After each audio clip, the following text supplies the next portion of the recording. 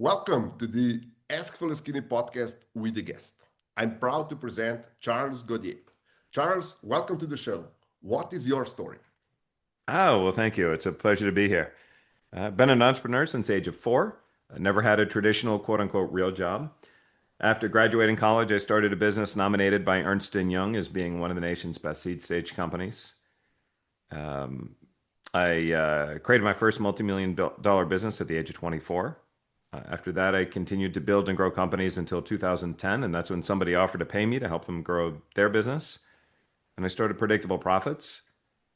Um, since that time, we've had many companies join the Inc. 5000 fastest growing companies list. We took one company from 950,000 to just over 23 million in 3 years.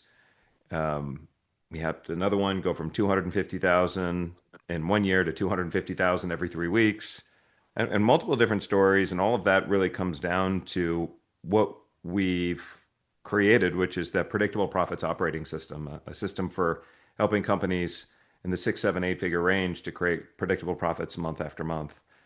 Through that time, people took notice of the work that we did and how our results were uncommon in the industry, and we've been cited in media all across the world. The International Business Times calls me the go-to business coach for 7 and 8 figure companies. Yahoo Finance called me the CEO Whisperer, and last year, DM News named me the #1 marketing and sales thought leader in the country. So, yeah, that's who I am. Amazing story. I would like to get deeper into the entrepreneur part. A lot of people, um, so entrepreneurs like yourself that started as entrepreneurs are really rare. There are not many around. People usually go to have a job uh, and then start discovering that what they could do differently, and then decide they will go on their, um, let's say, entrepreneurial journey. So, what's your experience with the people that you met? Are entrepreneurs that have previous experiences in, let's say, mature industries? Are they better managing fast-growing companies, or are they worse? Or are entrepreneurs that started from zero better, or are ones with experiences in, let's say, well-run systems like you mentioned Ernst and Young, and as one of them, are consultants from Ernst and Young better in setting up companies than someone that just goes fresh off college and starts a company? Oh, that's a really good question. And I have seen people succeed in all areas. I have seen people who never even graduated from high school perform better than somebody with a doctorate's degree. So there's no correlation between where you went to college and your ability to be successful.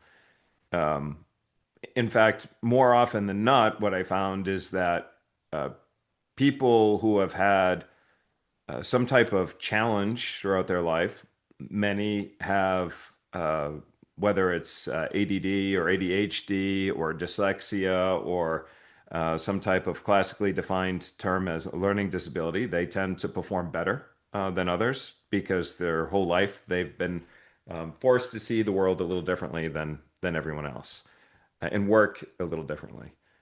Um, um, and I've also noticed that many times that it's the first time that somebody grew a business, they're if they succeed immediately right off the bat, they're more likely to fail than somebody who had a little bit of a struggle in the beginning. They're more likely to succeed.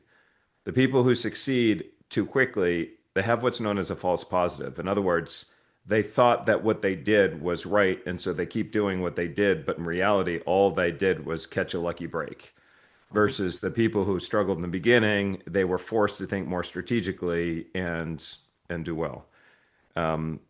Oftentimes, the people who succeed too quickly, they think it's easier than it is, and so they make poor decisions, both on a professional level, where they take more risk than they otherwise should, and on a personal level, you'll see them buying fancy cars and fancy houses when financially it wouldn't make the most sense for them.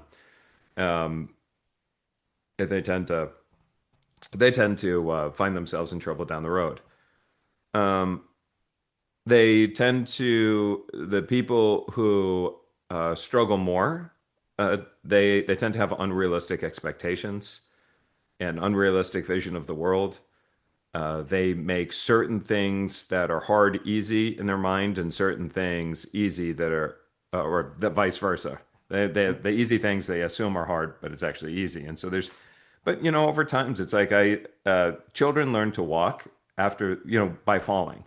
Um, that's how they learn to walk. They learn to walk by falling down and falling down and falling down, and that's they get better.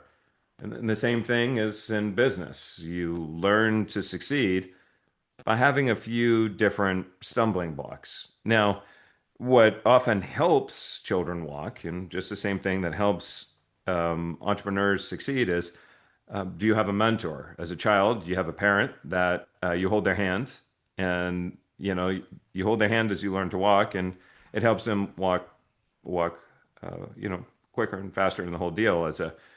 As an entrepreneur, you find somebody that has been down the path that you're trying to go down, and they can help accelerate your learning by showing you here's what worked for me and here's what didn't work. This way, you don't have to make the same mistakes that they did. You're still going to make mistakes, but the mistakes will be less expensive and your path to success will be quicker.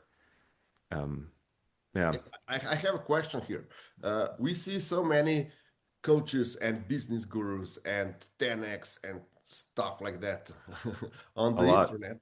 But my experience is that you often learn much more from a local entrepreneur that has 2 hours, 3 hours, or even 4 hours to talk with you in let's say in one go, so that you can discuss what you think, and that lives in a, let's say, similar environment, and they have much better understanding of themselves and what will work for you. They're Yeah, not, okay, I was lucky here, I turned my business from, uh, I don't know, from a car wash from 50,000 a year to yeah, 50 million and blah, blah, blah. Because yeah. this is not necessarily applicable for every region and every person. So, what do you think about all these gurus? What is But their place you're in the right, world? actually. You're right. And the reason why you're right is because most business coaches became business coaches after taking a few courses and studying a few books. Mhm. And then they call themselves a business coach. And there's a reason why the majority of business coaches are going to focus on companies that are from startup to just about $1 million. Because that's where they feel comfortable because they've never really grown a business over $1 million. They've never been through the struggles. So you're going to find a lot fewer business coaches that will specialize and feel comfortable working with seven-figure companies, working with eight-figure companies, even working with companies that are doing over $1 billion and more. Mhm. And so I think it's less about is it a business coach or is it a local entrepreneur? I think it's more about that's the difference between learning from somebody that has real world experience versus learning from somebody that has a book. It's the same thing like when you go to college or school and you meet with the professor, you're going to get a much different experience if the professor is trying to teach you about business because they got their degree in business versus the professor who's going to teach you about business because they just built their multiple businesses themselves. Mhm. And so it's not the fact that learning from a professor is wrong. It's wanting to make sure you learn from somebody who actually has that experience. And that part there is mission critical. Look, there a gentleman that told me this a long time ago, and it really stuck with me. And he said, "You can't learn to ride a bike inside of a seminar." And the same thing happens with business. And the reason why you want to learn from somebody with experience is because as much as somebody can tell you everything that they need to know about growing a business, there's so many subtle differences that you'll never pick up from a book or a course that you can only pick up after doing it yourself a few times, or even just once, but doing it a lot. Okay, So, since we're focusing on midlifers, um, I see when a lot of people are trying to solve their midlife crisis by becoming an entrepreneur. yeah, And being an entrepreneur, according to me, is much, much more difficult and complex than being employed somewhere. And it's also not necessarily more lucrative because if you're not successful, you have this, let's say, down the the loss that you can make can be much bigger yeah, than your whole assets. But if you are in doing a job, then you just don't get a bonus, or in the worst case scenario, they won't pay you if you stay within the legal limits. So how should midlifers find their mentor? I Because think it's actually more risky once you hit the midpoint in life. It's more risky to have a job okay. than it is to be an entrepreneur. And I've seen this over and over and over again, where and it's usually the people around like when they start getting about 55 years old, Mhm. and now they're making more money than they've ever made, and an employer looks at them and they go, "Okay, hold on a minute. You're 55 years old and I'm paying you this amount of money. If I hire somebody that's fresh out of college, I could probably hire two, maybe three people from Mhm. what I'm paying you. So, uh, where should my investment really ultimately end up going?" And many people, as they begin to approach the older ages, it becomes much more difficult for them to find that level of employment. And then, God forbid, they're 60, 65 years old, they don't have a big enough retirement, and then they lose their job. It becomes increasingly more difficult for them to find employment. And you look around today, there's layoffs in America, especially in the tens of thousands of units, and people are struggling to find jobs. Now, being an entrepreneur, you're going to have your ups and you're going to have your downs, but you create your own economy. And so, in the first few years, it will be extremely difficult. But then after those few years, it progressively becomes easier. So it's important also to understand that businesses don't win or lose, survive or die because of a, a good idea or the lack of a good idea. It actually comes down to businesses survive or die due to the level of momentum they have. And when I say about momentum, um, I believe it's Parkinson's law that says an object in motion stays in motion, an object at rest stays at rest. When you have no momentum, to bring that momentum, to get it moving, to start generating traffic, leads, sales, and whatnot, it takes more effort, more time, more energy to get it moving. Mhm. And then as it gets moving, it incrementally becomes easier. That's why a startup is very fragile.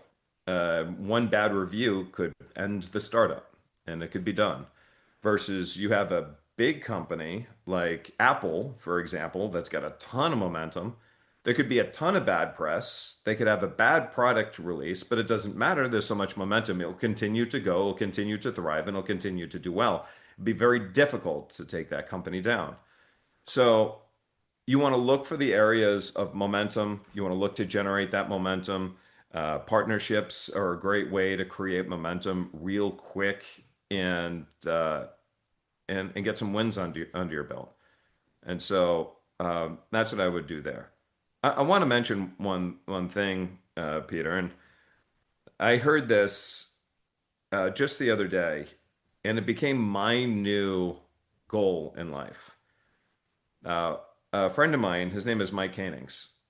He was on a podcast and he was interviewing Dan Sullivan, and Dan Sullivan just turned 80. And Mike said to Dan Sullivan, he said, so what's your goal now? What's your goal in life? What do you want to see the next 10 years? And Dan said, when I'm 90, I want to be more ambitious than I am right now. Mhm. And I said, you know what? That is my new goal. That is my new goal. That is my new, that's what I want to be more ambitious when I'm 90 than even where I'm at right now. My son said to me, he's 19. This was a few years ago, so he's a little younger than that. He says to me, Dad, have you thought about retirement? And I said, if you're my age and you're already talking about retirement, you failed. Mhm. And he said, what does that mean? And I go, kid, here's what I've learned through life. You want to do something that you enjoy so much that work feels like play, and you just never want to retire from it. Where people get confused, particularly not entrepreneurs and getting started, is they think they actually have to love the industry that they're in. Mhm. But you know what? I've met so many entrepreneurs. I know entrepreneurs that are in manufacturing and they can't tell me they love springs.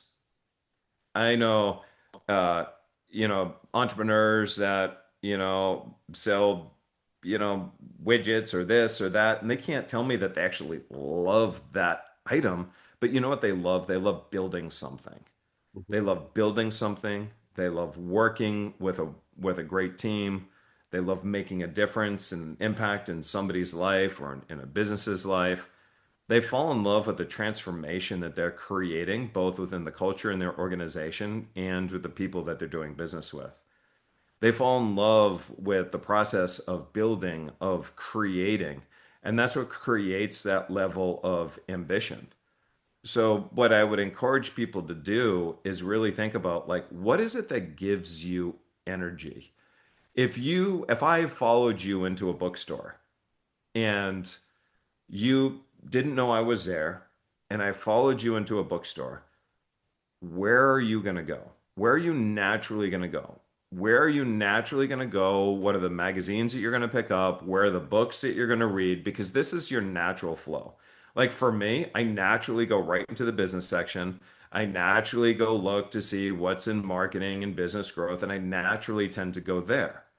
And it makes sense where I'm at as a business coach. Some people, like my wife would naturally go into the business to the bookstore. Now she would look at some, novels, fun romance novels, that type of stuff, but she would also go into the parenting section. So it's like for her, it's like, okay, in those two categories, how can you create a business from those two things that generally give you energy?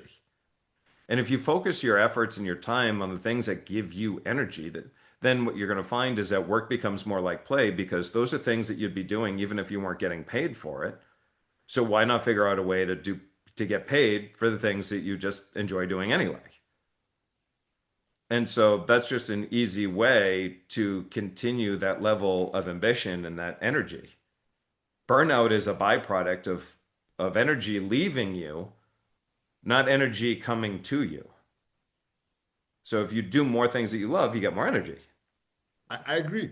We so we just came into the personal development space, and I really like it how you put it, and it all makes sense. And I gonna include where would you go in the the bookstore in the description of this video, because this is one of the most important thing, and it's a huge life hack, because It you make is. it seem so easy.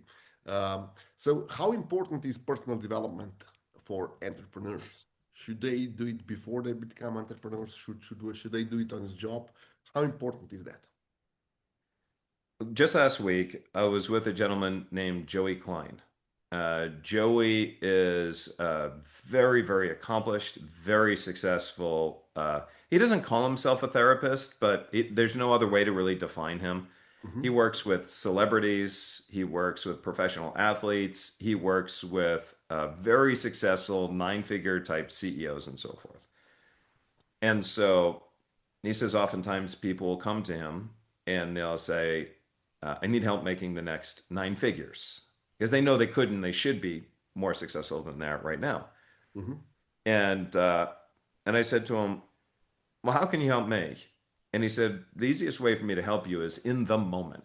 There has to be a moment where you are making a decision, and maybe that decision is not in your best interest. So in that moment, you we can do something together. I go, okay, we're having dinner together. I say, I got a moment for you. And he said, what's that? I go, look at that dessert table over there. You see that blueberry pie? And he says, yeah. I go, I want that blueberry pie so freaking bad right now.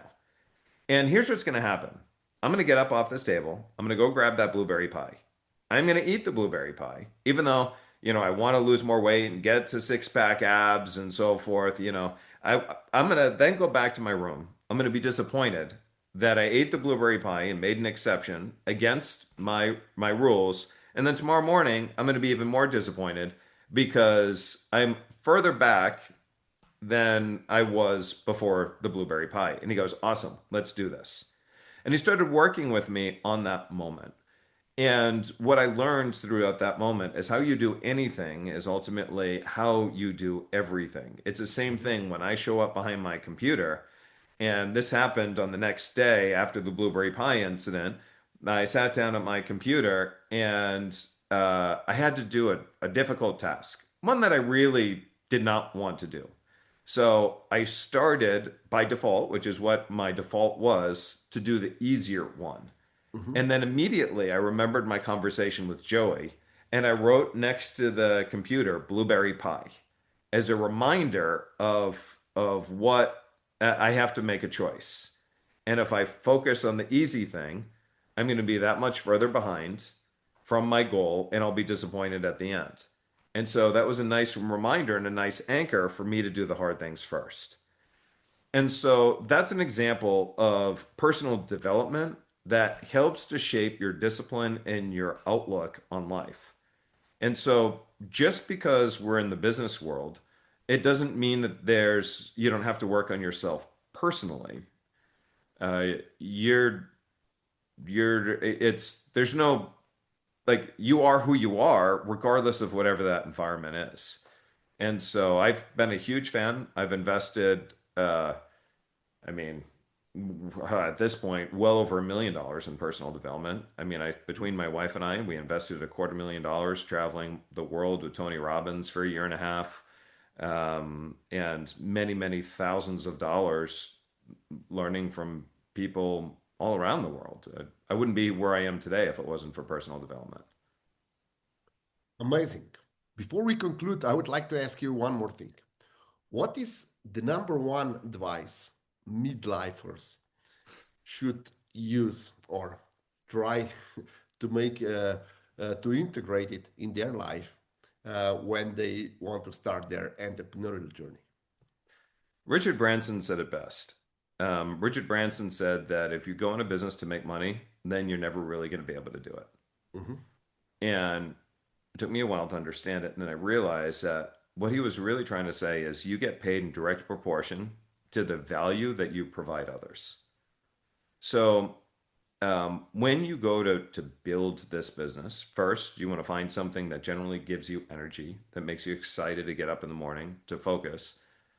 Um, but even with the stuff that gets you excited, ultimately look at what is the biggest impact that you want to make in this world? How are you going to transform somebody's life? How are you going to take their solve a problem?